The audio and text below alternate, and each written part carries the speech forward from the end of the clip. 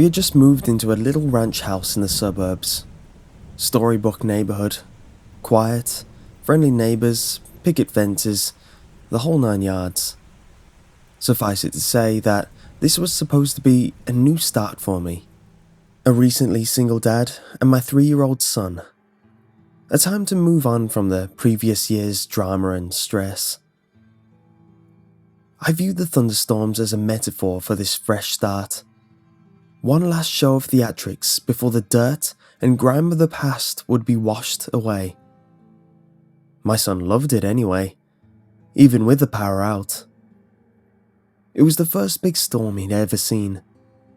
Flashes of lightning flooded the bare rooms of our house, imparting unpacked boxes with long, creeping shadows, and he jumped and squealed as the thunder boomed. It was well past his bedtime before he'd finally settled down enough to go to sleep. The next morning, I found him awake in bed and smiling. "I watched the lightning at my window," he proudly announced. A few mornings later, he told me the same thing. "You're silly," I said. "It didn't storm last night. You were only dreaming." "Oh."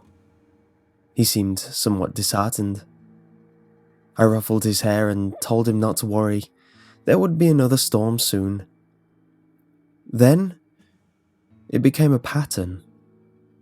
He would tell me how he watched the lightning outside his window at least twice a week, despite there being no storms. Recurring dreams of that first memorable thunderstorm, I figured. It's easy to hate myself in hindsight. Everybody assures me there's nothing I could have done, no way I could have known. But I'm supposed to be the guardian of my child, and these are useless words of comfort. I constantly relive that morning, making my coffee, pouring milk over my cereal, and picking up the newspaper to read about the paedophile local authorities had just arrested. It was front-page stuff. Apparently, this guy would select a younger target, usually a boy, stake out their house for a while, and take flash photos of them through their window while they slept. Sometimes, he did more.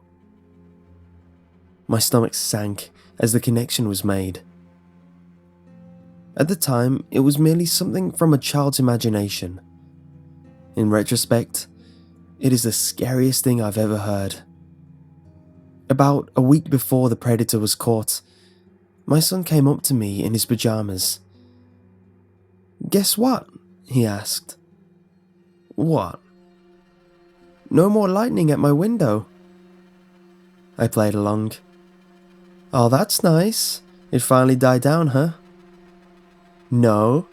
Now it's in my closet." I've yet to see the photos the police have collected.